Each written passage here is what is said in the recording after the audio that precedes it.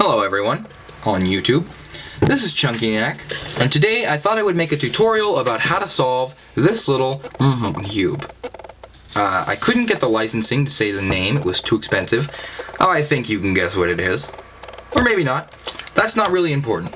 What is that today you rolled your ass out of your bed in your mother's home, and you looked around your room and you saw your Daisy Duke poster hanging on the wall, your stack of disorganized NES games all the way to the ceiling, your vintage comic book collection still in their dust jackets, of course. And finally you see on your desk a jumbled up Rubik's Cube that you bought back in 1982. You think, hey, I'm smarter now than I was back in 9th grade, so you attempt to solve the puzzle. As it turns out, you're not smarter now than you were when you were 12. So, you were outwitted by a piece of plastic.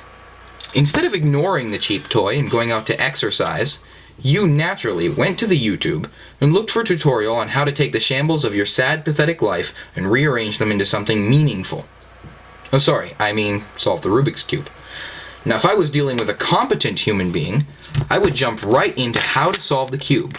However, I am not dealing with a competent human being, so let's begin by learning basic colors. This is white, this is green, this is yellow, this is blue, this is red, this is orange, and those are the basic colors. So, if you cannot grasp this concept, then you're colorblind, and you can never solve a Rubik's Cube or fly a plane, which are two things you can't do anyway. What most people don't know is that when Mr. Rubik's invented the cube back in 1960, he intended each color to represent one of the deadly sins. Now I know what you're thinking. Say, Guy, aren't there only 6 sides on a cube and 7 deadly sins? Well, I've decided that Mr. Rubik's left out rage, because I hate you. That's besides the point. The first step, though, to solving the Rubik's Cube is understanding what I call Rubik's relativity. That's trademarked, by the way. This is the understanding that the center tile on each face of the cube never changes its relative position to the other center tiles. First, observe where the red, white, and orange center tiles lay.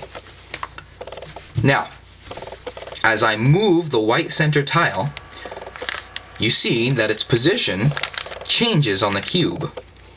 However, when I move the face with the white tile back to its up position, the orange and red are in the exact same relative positions to the white tile as they were when we began. In other words, these colors never change, just like your meaningless life. Another concept you must understand is notations. Now, I know this is a big, intimidating word for such a simple-minded individual as yourself. It's actually very simple. A notation is an abbreviation that tells you which side of the cube to rotate and which way to rotate it.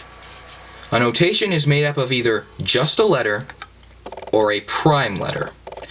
The letter tells you which side to turn. R for right, U for up, L for left, F for front, and D for down. And there is one more. We will not be using it the way I solve the cube, but it's M for the back of the cube. Now, when an apostrophe follows a letter, the side is turned counterclockwise. This is called a prime notation. When an apostrophe does not follow the letter, it is rotated clockwise and known as a regular notation. So we have right, right prime, up, up prime, front, front prime, left, left prime, down, down prime. Now, a good way to memorize this is to think of your bipolar girlfriend, who sometimes says she loves you but still walks away, and sometimes says she hates you and comes closer to stab you.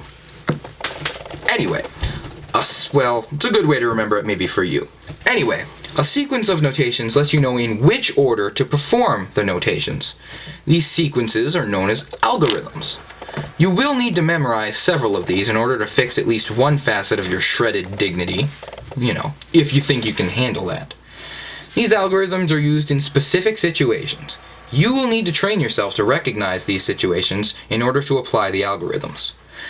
With this very basic knowledge of the Rubik's Cube, I believe with practice, you too can solve a Rubik's Cube. A lot of practice.